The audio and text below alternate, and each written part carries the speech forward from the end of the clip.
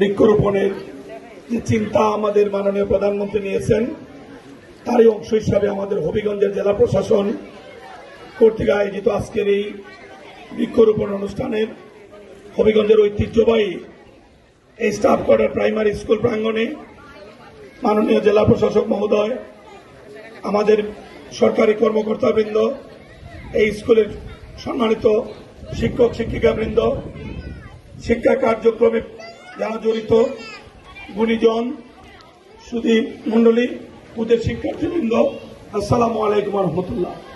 কথা বাড়াবো না, আমরা এই দেশে জন্মগ্রহণ করেছি, এই দেশের আলু বাতাসে আমরা বড় হয়েছি। দেশের প্রতি আমাদের প্রত্যেকটা মানুষের দায়িত্ব আছে, কর্তব্য আছে।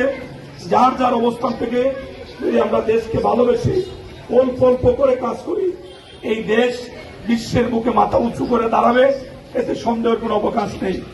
আমাদের এই ক্ষুদ্র শিক্ষার্থীরা এই গাছের চারা নিয়ে দাঁড়িয়ে আছে, তারাই তো আগামী দিনের ভবিষ্যৎ।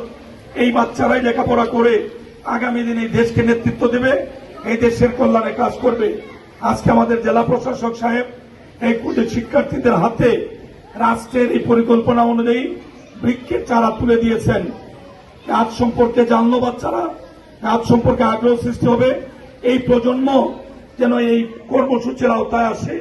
সরকারের যে চিন্তা চেতনা, এই চিন্তা চেতনাকে হবিগঞ্জের জেলা প্রশাসন যেভাবে মানুষের দূরগোড়া নিয়ে যাচ্ছে, আমি বাংলাদেশের সবচেয়ে জনপ্রিয় রাজনৈতিক দল বাংলাদেশ জাতীয়তাবাদী দলের পক্ষে আমি হবিগঞ্জের জেলা প্রশাসক এবং ওনার প্রশাসনের সকল কর্মকর্তা কর্মচারীদেরকে ধন্যবাদ জানাচ্ছি, অভিনন্দন জানাচ্ছি। প্রত্যাশা করব গাছ লাগালেই যেন আমাদের দায়িত্ব শেষ না হয়ে যায়, এইগুলি যেন আমরা সঠিকভাবে তদারকি করি, যত্ন করি। এগুলোর পিছনে রাষ্ট্রের প্রত্যেকটি টাকা যেন আমাদের নিজের টাকা মনে করে আমরা দায়িত্বশীল আচরণ করি। আর আমি তো আপনাদের পরিচিত মানুষ, তিনবার ভিন্ন ভিন্ন পরিস্থিতিতে এই শহরে মেয়র হয়েছি, চেয়ারম্যান হয়েছি। এইবার আপনারা প্রায় লক্ষাধিক ভোটের ব্যবধানে আমাকে এমপি নির্বাচিত করেছেন। সরকার আমাকে আরো বড় পরিসরে কাজ করার জন্য উইফের দায়িত্ব দিয়েছে। আমি বিশ্বাস করি আমার এলাকার মানুষ যে বিশ্বাস নিয়ে আমাকে ভোট দিয়েছে, হবিগঞ্জে যদি কাজ করতে হয় প্রশাসনের সহায়তার বিকল্প নেই।